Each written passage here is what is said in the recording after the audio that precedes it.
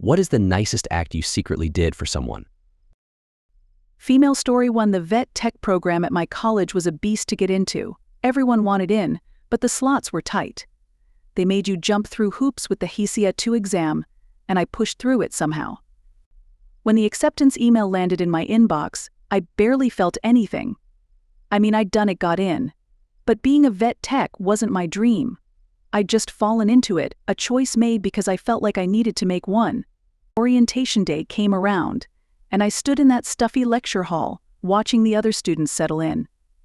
I noticed this girl near the back, shoulders hunched like she was carrying the weight of the world. Word had spread fast. She was on the wait list, just a number away from getting a spot. She wanted it badly. I'd overheard her talking about it more than once in the hallways, that eagerness in her voice that I lacked. Over the next few days, I kept seeing her around. She'd show up to the classes anyway, as if hoping someone might drop out. She carried this big, battered notebook, stuffed with scribbled notes and highlighted passages. It was clear she lived and breathed the material, something I just couldn't muster. So, I made a decision. After classes, I walked straight to the admin office, didn't let myself hesitate. I filled out the withdrawal form, ink drying on the paper, as I handed it over. They raised an eyebrow but processed it without fuss. It felt abrupt, like tearing off a bandage. I turned and left, not glancing back. A week later, I passed by the same lecture hall, glancing through the glass panel in the door. There she was, sitting in the same spot she'd hovered around for days, but this time she was inside. I watched her scribbling furiously in that notebook of hers, completely absorbed in the lecture. I kept moving, blending back into the corridor traffic, but I caught a glimpse of my reflection in a display case as I went. No sense of regret, just a quiet satisfaction. I never went back to check on her progress, didn't need to. She'd gotten her shot, and it was hers to run with now. As I pushed open the door to the quad, sunlight hit me square in the face. Male story 2. It was one of those mornings.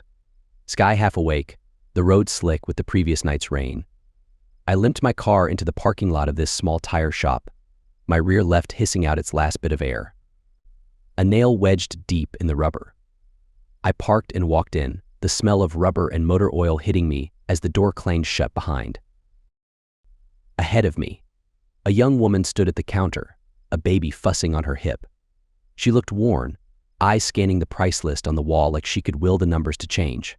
She started talking to the guy behind the counter, asking about retread tires. Cheap, basic, something to get her by. He tapped a few keys on the register, gave her a price. She hesitated, explained she only had $80 to her name. Needed the tires for work, daycare, all of it. I shifted on my feet, pretending to scroll through my phone, but I caught every word. The guy shook his head, said he could only do 2 tires for that amount. The woman nodded, thanked him, and excused herself to the restroom to change the baby's diaper. The shop guy glanced my way, raised an eyebrow, like he was wondering if I'd been eavesdropping. I shrugged, stepping up to the counter to get my tire sorted. He rang up my repair, some small talk about nails and potholes, the usual. Then I did something on impulse. Pulled out my card again and said, "Add 4 new tires to that order." His eyes widened, but he didn't argue. He tapped away, glanced at the restroom door to make sure she wasn't watching, and swiped my card. I paid and walked out, feeling the wet gravel crunch under my boots. As I backed out of the lot, I caught sight of her. She burst out the front door, baby still in her arms, her eyes scanning the road. She waved, shouting something, trying to flag me down. I didn't stop. I drove off, turning the corner and heading home. The next day, I swung by to pick up my repaired tire. The guy at the shop thanked me, told me how the woman's face had crumpled into tears when she realized what happened. Sadness, then joy, like a wave crashing and pulling back. I nodded, grabbed my tire, and left. Male story 3. The factory was a brutal place, all metal clangs and the hum of machinery. The air smelled like oil and burnt rubber, and every day ended with a layer of grime on my skin. My roommate, Rob, worked alongside me on the line. He had this genetic condition, something with his joints that got worse every time he twisted a bolt or hefted a crate. I could see it gnawing at him. Rob never complained outright, but he'd come back to the apartment and slump onto the couch, his hands rubbing his wrists. It was a quiet kind of agony. One day, during a cigarette break, I overheard one of the managers talking about an opening in customer service. A desk job, away from the dust and strain of the factory floor. I didn't think twice. Rob had years of experience in customer service before this, but life had thrown him into the factory grind. I made my way to the office without a plan, just a hunch. I cornered the boss, the type who wore his stress on his sleeves. I laid it out for him, said Rob had the skills, that he was wasting away on the line when he could be making calls and organizing orders. I painted Rob as the perfect candidate. I didn't say a word to Rob about it. What was the point of getting his hopes up for nothing? This was a shot in the dark. A week later, Rob's name came up in the morning meeting. They transferred him to customer service. I watched him walk to his new desk, his expression a mix of shock and relief. He settled in, finally out of the physical grind that had been breaking him. A month passed, and another opening came up. This time, I applied for it myself. I ended up sitting a couple of desks away from Rob, but it didn't feel right. I wasn't cut out for that side of things. 2 months in, I was out the door. Rob stayed. For years. Turned that job into a launch pad, moved up and out, trading factory noise for quiet offices. I'd see him, dressed sharp, briefcase in hand, moving on to bigger things. He never found out how he got that first break, and I never told him. Watching him climb was enough. Mail story 4, I worked the morning shift at this tiny drive-through coffee shop, the kind of place that smelled like burnt espresso and sugary syrups. It was one of those days, cool enough for a hoodie but warm enough to keep the windows rolled down. Susie, my coworker, came in all chipper, humming some pop tune as she tied her apron. Her birthday, though she didn't make a fuss about it. Not a word to the customers, not even a hint. An idea popped into my head while I was rinsing out pitchers. I glanced at the manager, leaned over, and asked if I could take a few minutes to sweep up the drive-through lane. He nodded, barely looking up from the stack of receipts he was sorting. I grabbed the broom and headed out, but I wasn't there for the sweeping. I scribbled a quick sign on a piece of cardboard with a Sharpie I found behind the register. It's Susie's birthday today, and she has no idea this sign is here, I wrote, big and bold. I taped it to the back of the drive-through menu board where the cars lined up. I went back inside, tossing the broom in the corner. Susie had no clue what I'd just done. The next car rolled up, and I heard her usual greeting, her voice bubbly and bright. The customer responded with a loud, happy birthday, Susie. She blinked, a bit caught off guard, but then she laughed. Not just a giggle, but a full, head-thrown-back laugh that echoed through the small shop. I grinned and kept busy behind the counter. For the next hour and a half, every car that pulled up greeted her with birthday wishes. She started cracking up after the third one, her face lighting up in that way you don't see often during a busy shift. The other baristas huddled in the corner, exchanging puzzled looks, whispering to each other. One of them asked if she'd posted it on Facebook or something. Susie shrugged, shaking her head, still laughing. Then, of course, some oblivious guy had to ruin the fun. He pulled up, pointed to the sign, and gave the game away. Susie poked her head out the window, spotted it, and turned back to the counter, hands on her hips. She shot me a look, half amused, half mock-annoyed. But she kept laughing. Watching her smile like that all morning. Yeah, that felt pretty damn good. Mail story 5, we walked into the gym together, our sneakers squeaking against the slick floor. My brother headed straight for the free weights, the familiar set of frustration creasing his brow. He'd been at this for months, pushing himself but getting nowhere fast. I followed, keeping a few steps behind, watching him size up the bench press. He loaded the weights, slapping on the plates with a bit too much force. His shoulders tensed as he lay back, gripping the bar.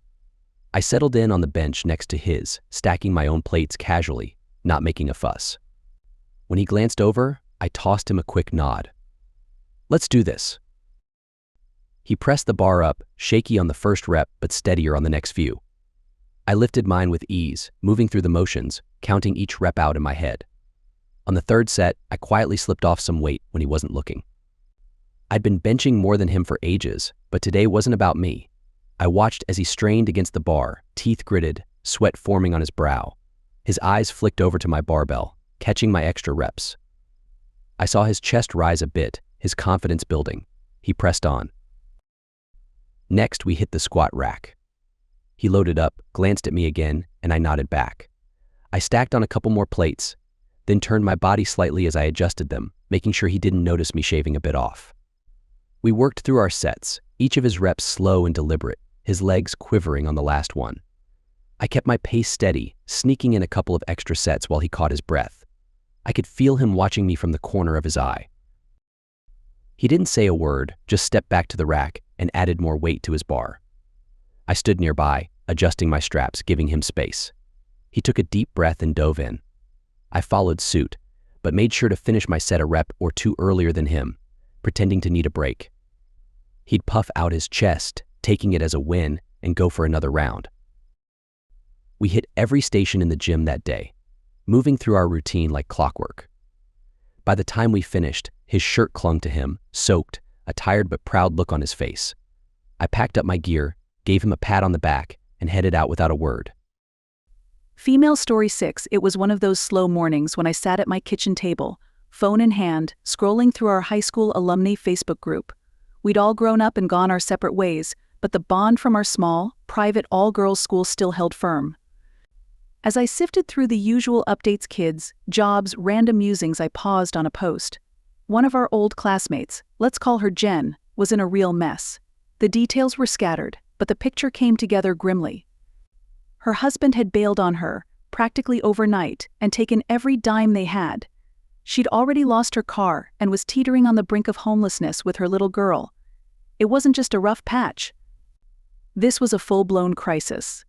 I sat back, drumming my fingers on the table. Our class had always been tight, closer than most. I knew if we banded together we could do something. But it had to be quiet. Jen was proud. She'd never accept a handout, not in a million years. I needed a way to get help to her without her knowing who to thank. So I spent the next few days piecing together a plan. First, I combed through my old contacts, digging up phone numbers, emails, addresses of the girls from our class. Most of us hadn't spoken in years, but it didn't matter. Once I had a decent list, I started making calls, sending messages, playing it off like I was just catching up before easing into why I was really reaching out. The reaction was the same each time, a mixture of shock, concern, and then a fierce determination. They were in. I organized what I called a cash bomb, simple and direct. On a specific day, every single one of us would mail her a card, stuffed with as much cash as we could afford. Not checks, not digital transfers, cold, hard cash. It felt more personal that way. It wasn't about the money itself, but the act of giving. The solidarity. When the day came, I watched my mailbox, knowing everyone else was dropping their envelopes too. The silence after was the hardest part. No fanfare, no thanks. Days went by, then weeks. Then, one morning, Jen posted again. A brief, stunned update: she'd received a flood of cards, every single one with cash, enough to get her back on her feet until she could figure things out. She was overwhelmed, grateful beyond words. I closed the app and took a deep breath. No one ever mentioned who organized it. And that's how it would stay. Male story 7. The news of layoffs spread like wildfire through the office. No one knew who'd be next. I sat there, tapping a pencil against my desk, pretending to focus on a spreadsheet that might as well have been written in another language. I was on edge. Across the room she sat, furrowing her brow at some document, biting the tip of her pen. She had 2 young kids at home, trying to juggle school pickups, dinners, and bills on a single income. It made my stomach churn. I was one of the 2 names on the chopping block for this round. The company had to make cuts, they said, to stay afloat. There we were, 2 people, 1 job. I had my own reasons to stay.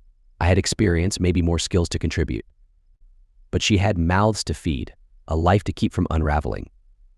As the hours ticked by, it felt like an unbearable weight pressed against my chest. I didn't waste much time. I slipped out of my chair, walked straight to management.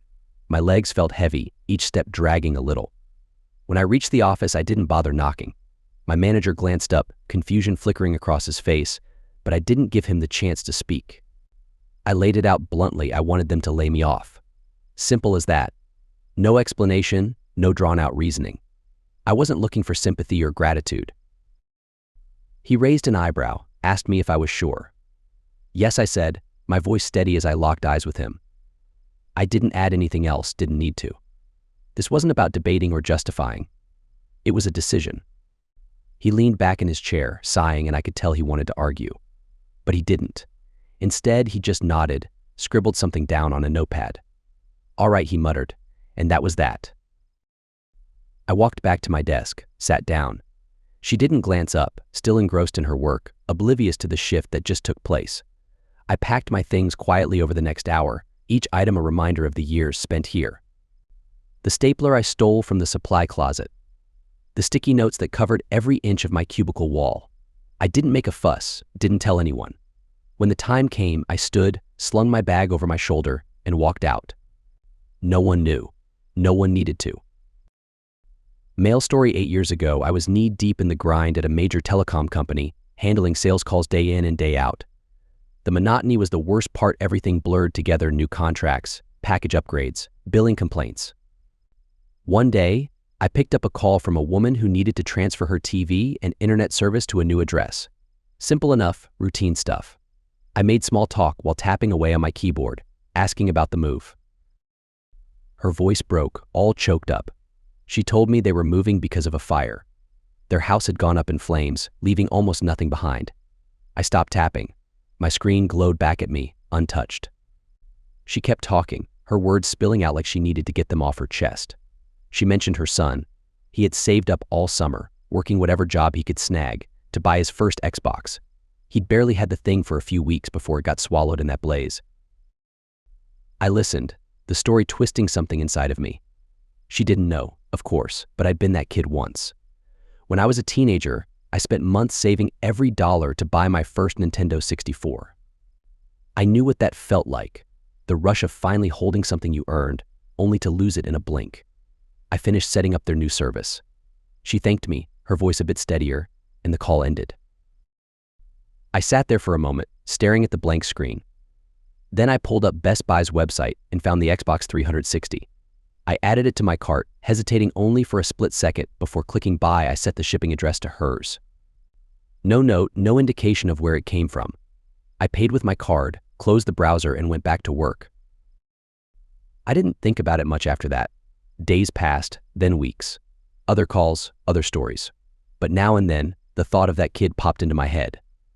By now, he'd be -25, maybe older. Probably moved on to newer consoles, better games. But I hoped, wherever he was, he still remembered that feeling. Not the loss, but the unexpected gift that arrived just when everything seemed burned to the ground.